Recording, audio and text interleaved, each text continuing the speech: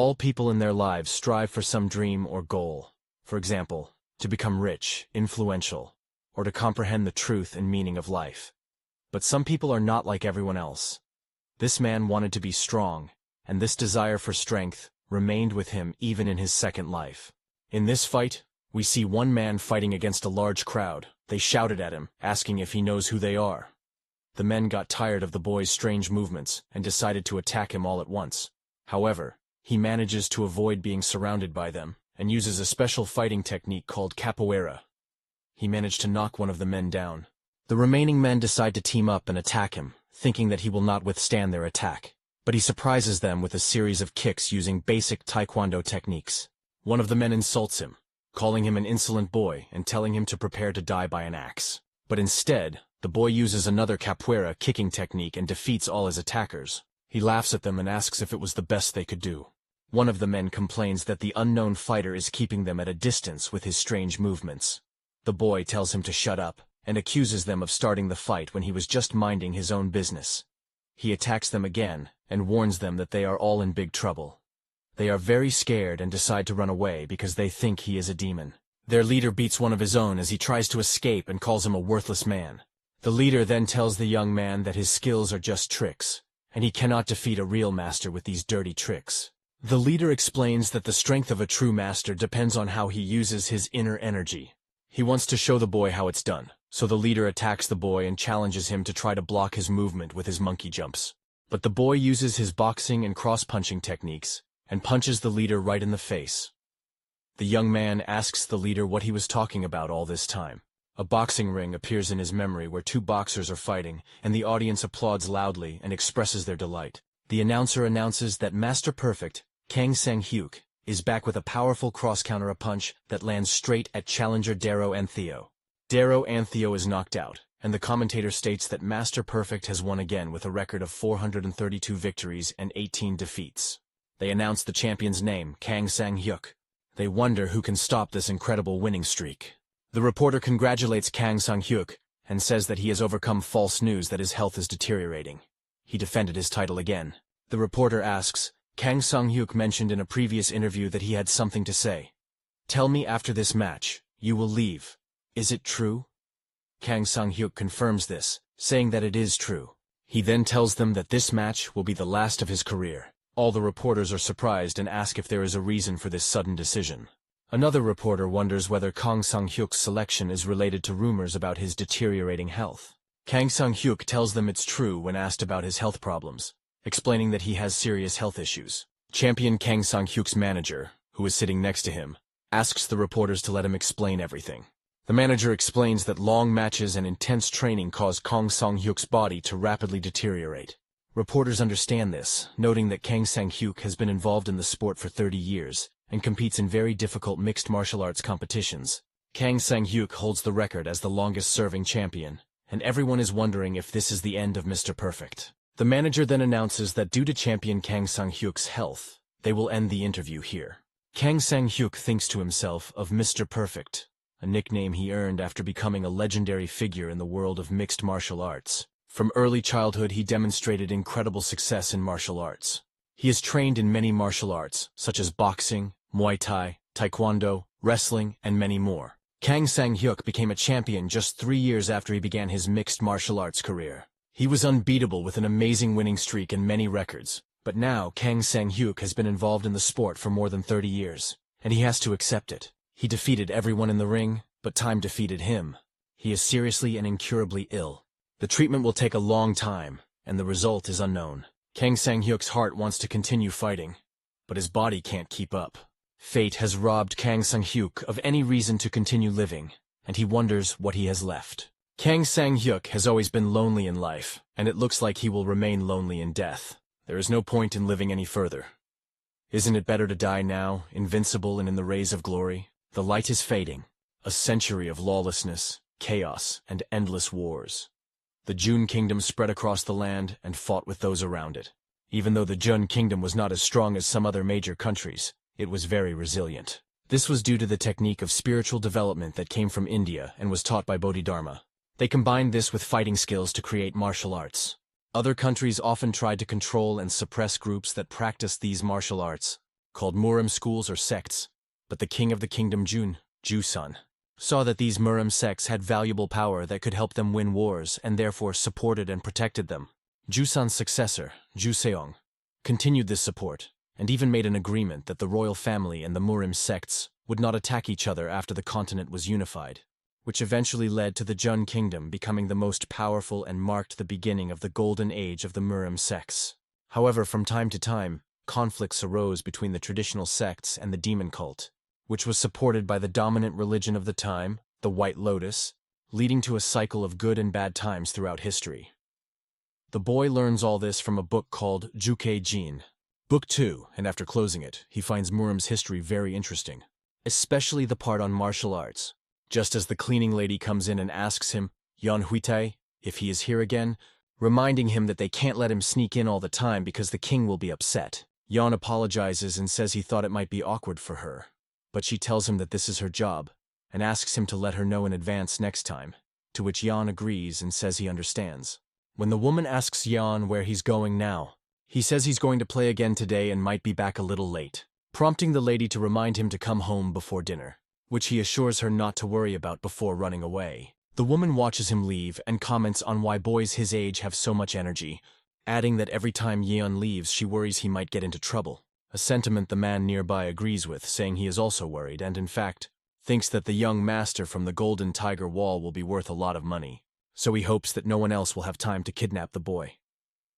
Yeon reaches the jungle and begins doing stretching exercises until, after a while, he decides that this is enough and begins to practice boxing techniques while voices repeat the words, Mr. Perfect, #1 in the world, and the strongest man in the world, as his opponent arrives, and everyone wonders what match they will see today. The battle begins with Yeon's opponent launching a high attack that he easily dodges, planning to measure the distance with low kicks and wait for the right moment, until the enemy uses a cunning move that Yeon at first thinks is a tackle, but then realizes is a trick. Yeon continues to practice his moves, punching and kicking into the air among the trees, while a man who has been watching from afar wonders what Yeon is doing alone, and Yeon continues to train until he kicks a tree and it splits in two, amazing himself with the incredible power of martial arts, especially considering he is only 9 years old.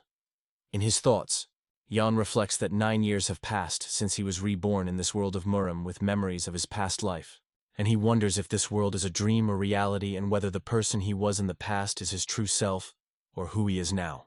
Yeon believes he was lucky to be reborn in Murim because in his previous life, he could not fulfill all his desires due to the laws and rules of decency that existed there, whereas Murim is a universe where issues of life and death are resolved with the help of force and nothing holds him back. So he will once again make a name for himself that will rock the world, this time with his modern martial arts.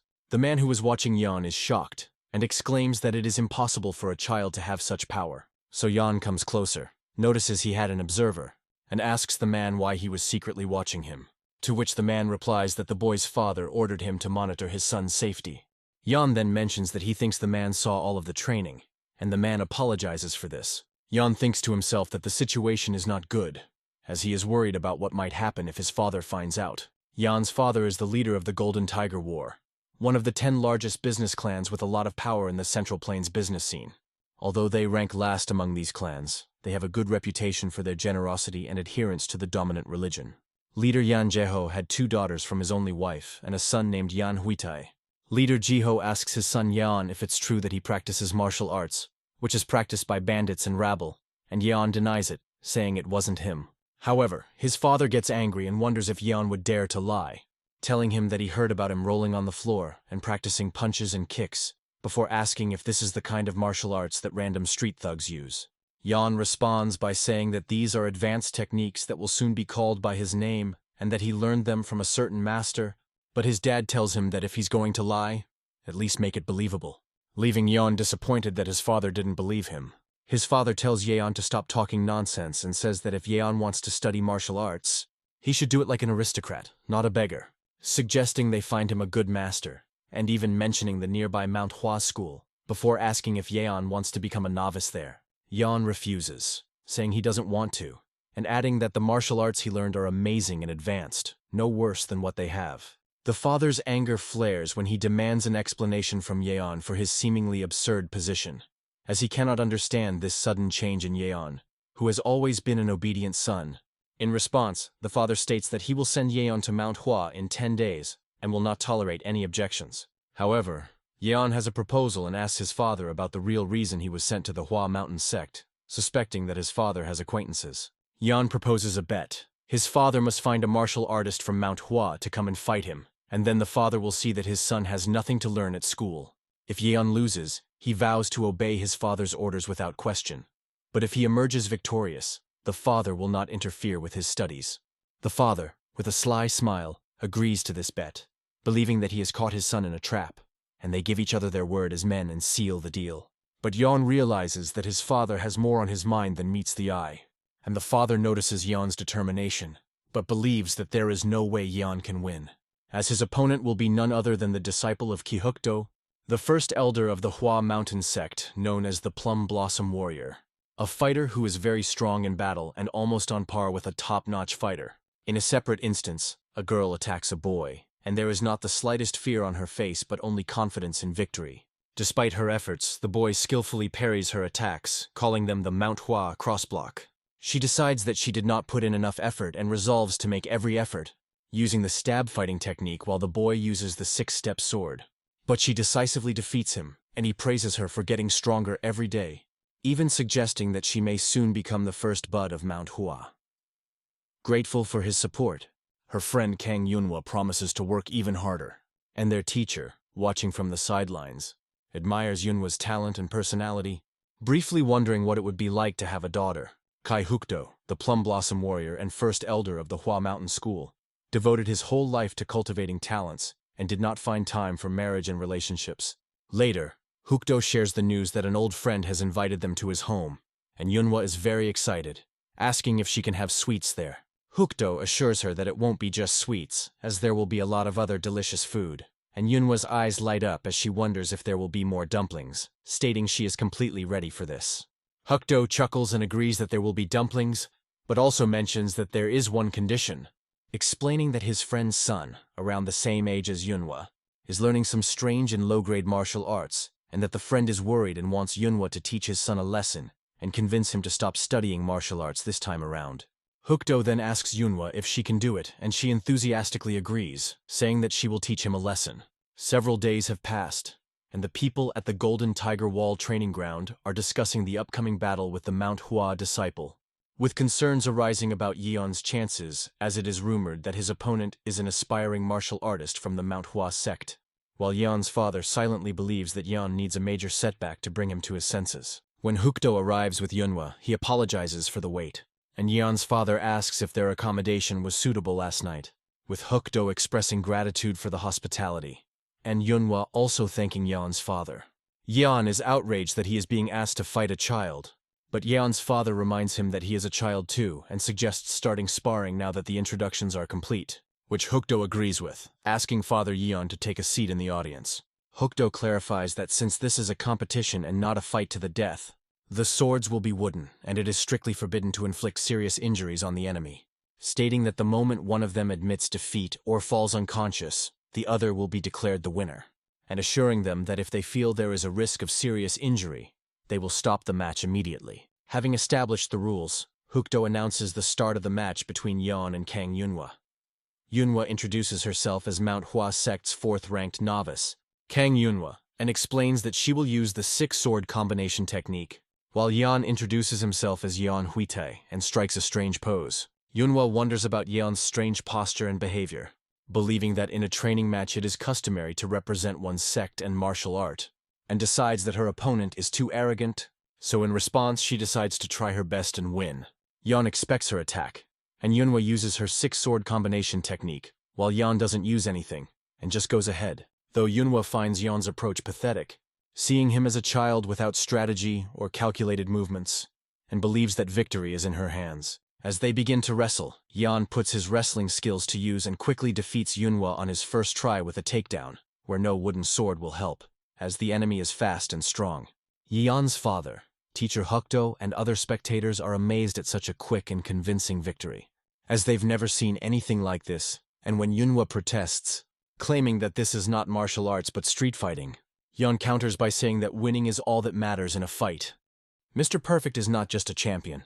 He established a remarkable record by winning in all weight categories from the lightest to the heaviest, one after another, with his secret to success lying in the ability to exploit his opponent's weaknesses during a fight. In a recent match, Yan hit Yun Wei with a powerful blow that left a dent in the ground, and feeling like a winner, he was confused when his father screamed that he had ruined the fight and was now talking about victory. When Yeon asked if he had messed up, he explained that he stopped because his opponent could not move and would have been seriously injured. But his father scolded him, stating that what he was doing was not martial art, but a street fight. Yan asked why that was bad, arguing that he trains and achieves enlightenment, and that this is martial art, which gave his father a headache. Hukdo thought the boy was right about something.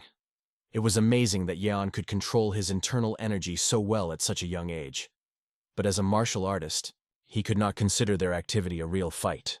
He told Yeon that his fighting was no different from the martial arts of the demonic sect, explaining that martial arts are not just about becoming strong but also about being noble and improving one's mind and body.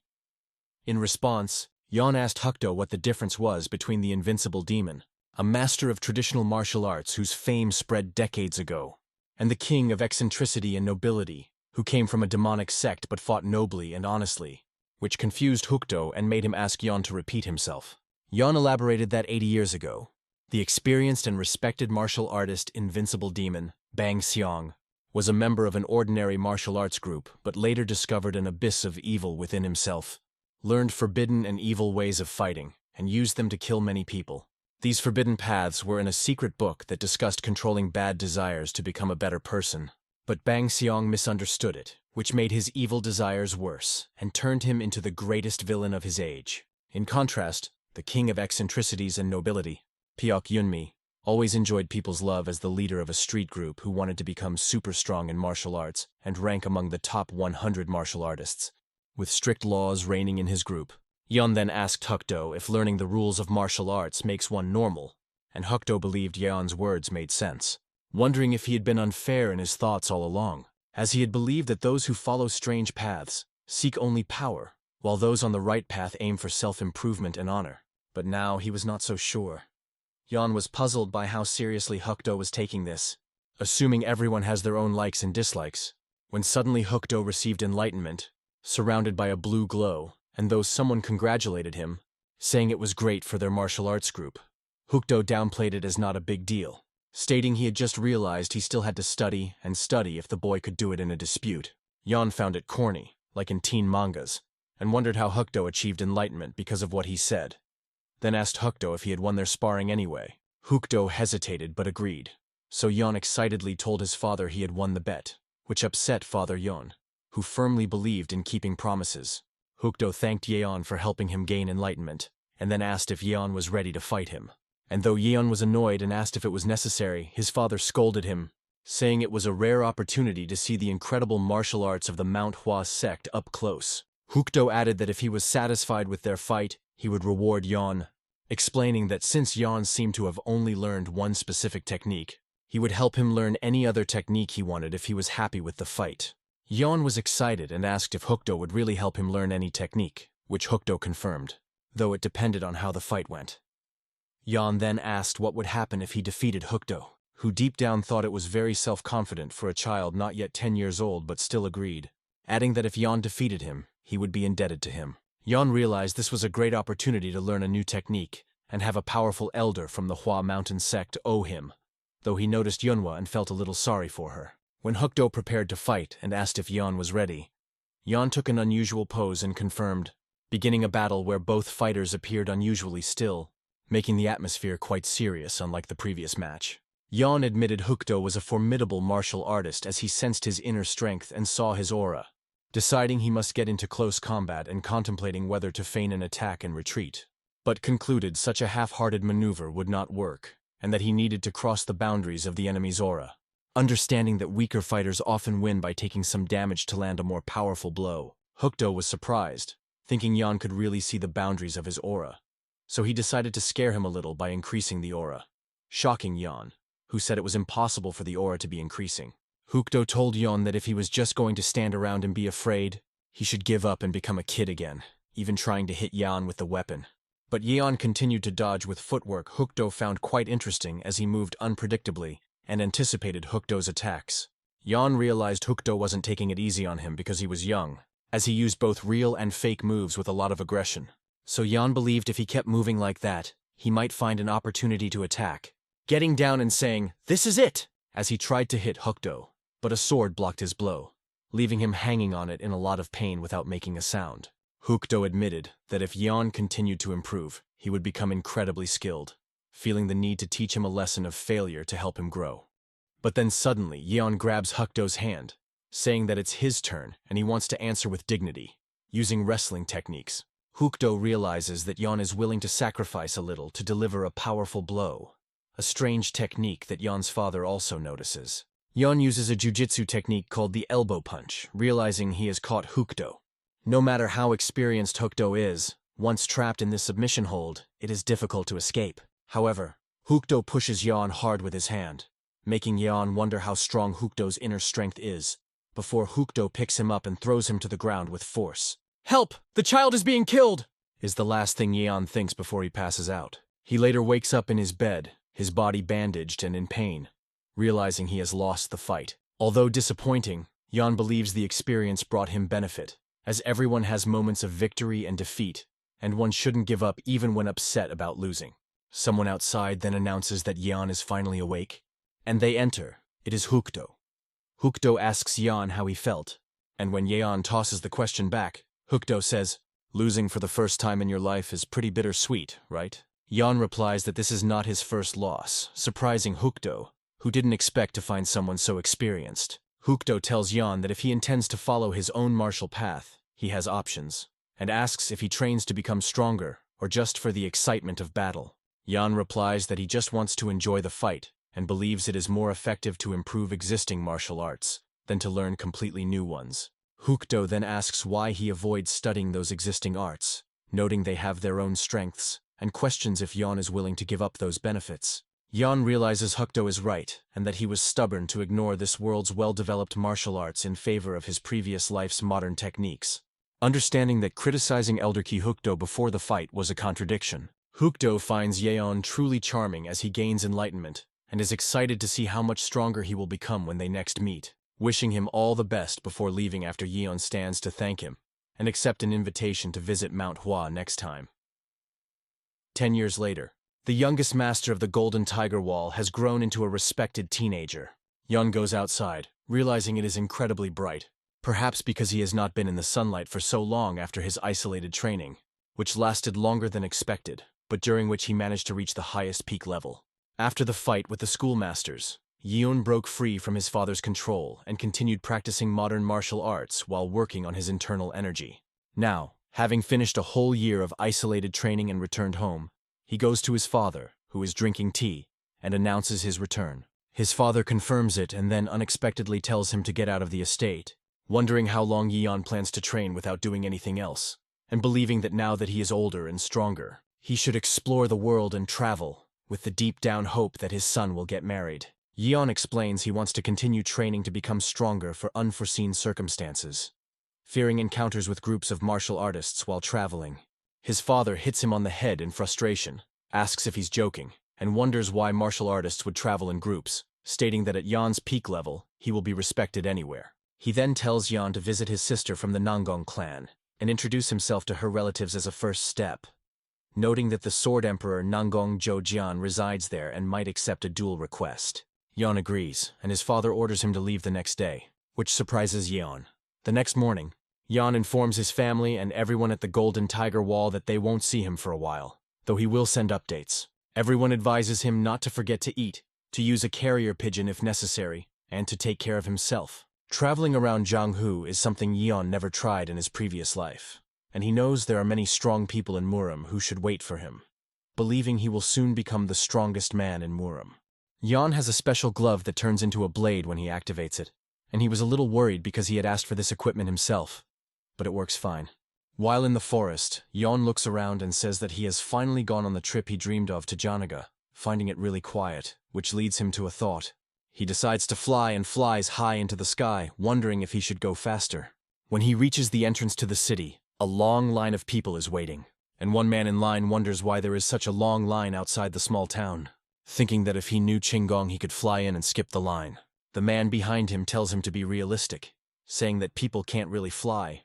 But at that very moment they see Yeon flying towards the entrance and landing on the ground.